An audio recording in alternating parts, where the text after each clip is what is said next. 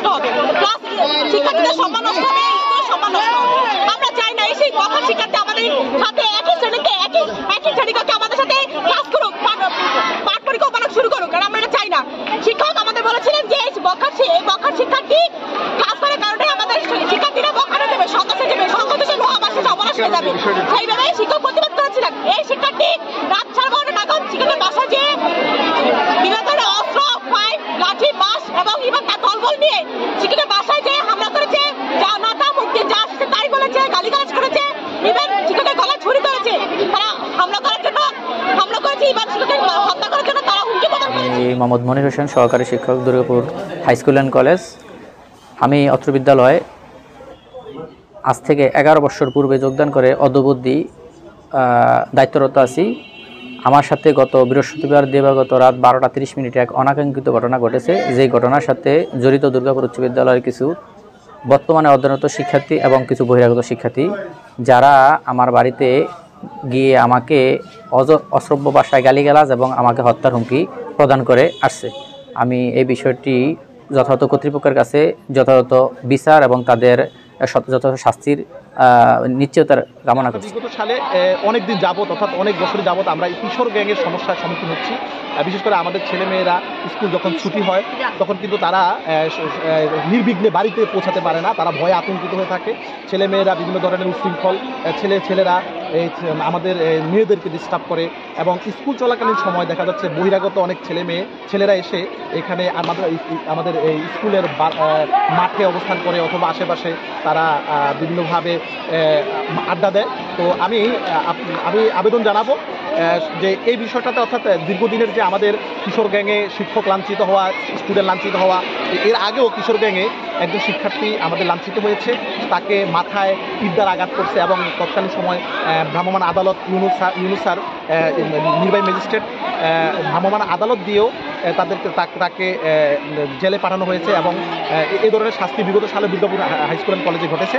তো বর্তমানে আমরা চাচ্ছি, যেমন শিক্ষক এবং শিক্ষার্থীরা সকলে চাচ্ছে এর একটি সুষ্ঠু বিচার এবং তদন্ত হোক এবং এর সাথে যারা জড়িত থাকবে, যেই থাকুক না কেন, তার সঠিক বিচার হবে, যাতে করে ভবিষ্যতে এই দুর্গাপুর হাই স্কুল অ্যান্ড কলেজের ঐতিহ্য রক্ষার্থে এই ধরনের বিষয় যেন পুনরাবৃত্তি না হয়, সেই বিষয়ে আমি প্রত্যাশা করছি। আমি principal Durgapur high school and college Hamsur Chandpur. গত 30/1/2025 তারিখ দিবাগত রাত আনুমানিক 1টায় আমার সিনিয়র সহকারী শিক্ষক মনির হোসেন আমাকে মোবাইল করে অবহিত করেন যে একদল শিক্ষার্থী ওনার বাড়িতে অতর্কিত হামলা চালিয়েছে, দেশি অস্ত্রশস্ত্র সহ। তখন আমি তাকে সিদ্ধান্ত দিয়েছি, আপনি শিক্ষার্থীদেরকে চিনে থাকলে তাদের বিরুদ্ধে আপনি থানায় জিডি করেন। সেই ধারাবাহিকতায় আমরা এই শিক্ষক সমাজের উপর যে লাঞ্ছনা বা শিক্ষক সমাজকে হেয় প্রতিপন্ন করার জন্য যে গভীরত কাজ করেছে, সেটা আমরা ধিক্কার জানাই, দৃষ্টান্তমূলক শাস্তির দাবি করছি। আসলে অতীতেও বেশ কয়েকবারই শিক্ষকরা বিভিন্নভাবে আক্রমণের শিকার হয়েছে, হামলার শিকার হয়েছে। আমরা তাৎক্ষণিকভাবে এর প্রতিবাদ করেছি এবং সাম্প্রতিককালে দুর্গাপুর হাই স্কুল অ্যান্ড কলেজের একজন শিক্ষকের উপর যে হামলা হয়েছে, আমরা তার তীব্র প্রতিবাদ এবং নিন্দা জানিয়েছি। উপজেলা প্রশাসনের সাথে যোগাযোগ করেছি। আমাকে ইউনু মহোদয় বলেছেন যে যারা এটার সাথে জড়িত তাদেরকে ইতিমধ্যেই স্কুল থেকে বহিষ্কার করা হয়েছে। আমরা শুধু বহিষ্কারে সীমাবদ্ধ থাকতে চাই না, আমরা চাই তাদেরকে আইনের আওতায় এনে তাদের শাস্তি নিশ্চিত করা হোক। এবং দেখা যায় বিভিন্ন সময়ে বিভিন্ন স্কুলে যেখানে কো এডুকেশন বা মেয়েরা আছে, সেখানে স্কুলের কাছাকাছি এলাকায় বিভিন্ন মোড়ে এই কিশোর গ্যাংরা আড্ডা দেয়।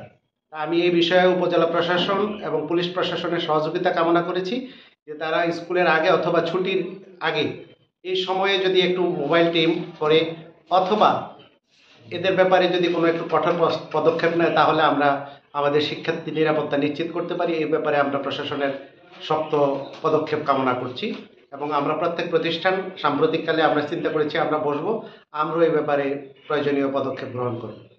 আমরা উপজেলা প্রশাসন এবং পুলিশ প্রশাসনের সাথে যোগাযোগ করেছি।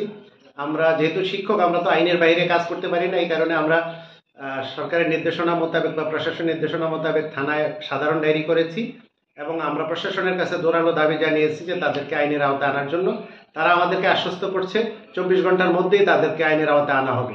এরপরেও যদি দেখি প্রশাসনের কোনো অবহেলা আছে তাহলে আমরা অবশ্যই আবারও শিক্ষকদেরকে সাথে নিয়ে, শিক্ষার্থীদেরকে সাথে নিয়ে এই ব্যাপারে প্রতিবাদ আন্দোলন গড়ে তুলব। বিসমিল্লাহির রহমানির রহিম।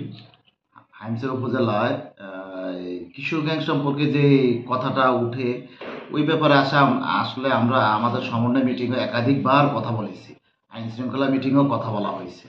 আর প্রতিষ্ঠান প্রধানদেরকে আমি বলেছি যে আপনাদের যে যে স্পটে কিশোর গ্যাংরা অবস্থান করে আপনারা তাৎক্ষণিকভাবে উপজেলা প্রশাসনকে জানানোর পর ওখানে মোবাইল কোড করে প্রয়োজনীয় ব্যবস্থা নেওয়া হবে।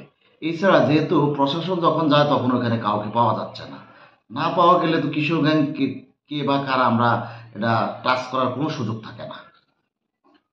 এখানে যেটা আমার কাছে যেটা মনে হচ্ছে যে কি শিক্ষককে লাঞ্ছিত করা হয়েছে, এটা আগ থেকে প্রতিষ্ঠান প্রধানের একটা ব্যবস্থা নেওয়া উচিত ছিল, যেহেতু একদিনে এটা হয় না।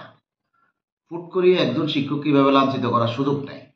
আগ থেকে যখন প্রতিষ্ঠান প্রধানের উচিত ছিল প্রশাসনকে জানানো, তার সভাপতিকে জানানো অথবা থানাকে জানানো, আমাকেও জানাইতে পারতো, তাহলে আমিও থানাকে জানাইতে পারতাম বা উপজেলা নির্বাহী অফিসার মহোদয়কে জানানো যেত। তাই সে কিছুই করেনি। যখন ঘটনাটা ঘটার পরে এখন মানববন্ধন, এখন সবাই এটা নিয়ে কথা বলতেছে।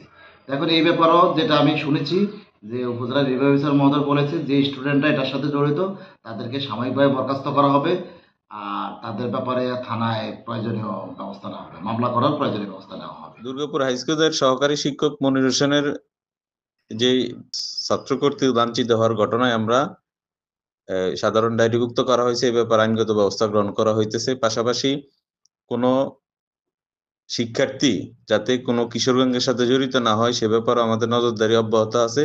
পাশাপাশি কিশোর গ্যাংদের বিষয়ে আমাদের কোনো ছাড় নাই। এ ব্যাপারে আমরা সর্বোচ্চ আইনানুগ ব্যবস্থা গ্রহণ করতেছি। আপনাদের বাবা মায়ের পরে আপনাদের শিক্ষক, শুধুমাত্র যদি বাবা মা শিক্ষকদের কথা শুনে তাহলে আপনাদের লাইফে কোনো হার্ডল থাকবে বলে, এবং যারা করেছে তারা তো আসলে স্কুল কলেজে থাকতে পারবে না। জনাব মনির সাহেবের সাথে ছাত্র আমরা শুনেছি অপমানজনক আচরণ করেছে। দুজন ছাত্র প্রতিনিধি, প্রাক্তন ছাত্র, শিক্ষকদের মতামত আমরা শুনেছি, এবং যিনি অভিযোগ করেছেন এবং যাকে অপমান করা হয়েছে মনির সাহেবের কথাও আমরা শুনেছি। সবার কথা শুনে আমরা সিদ্ধান্ত নিয়েছি যে 3জন ছাত্র দুর্গাপুর স্কুল অ্যান্ড কলেজে তাদেরকে আজকে স্কুল এবং কলেজ থেকে সাসপেন্ড করা হবে। আপনারা কি আমার কথা শুনেছেন? আপনাদের কথা ছিল, আমি আপনাদের মিছিলটা শুনেছি, আপনারা বলেছেন সন্ত্রাসের জায়গা দুর্গাপুরে হবে না, তাই তো? তাদেরকে আমরা দুর্গাপুরে রাখবো না এবং আইনগতভাবে তাদের বিরুদ্ধে আমরা ব্যবস্থা নিচ্ছি।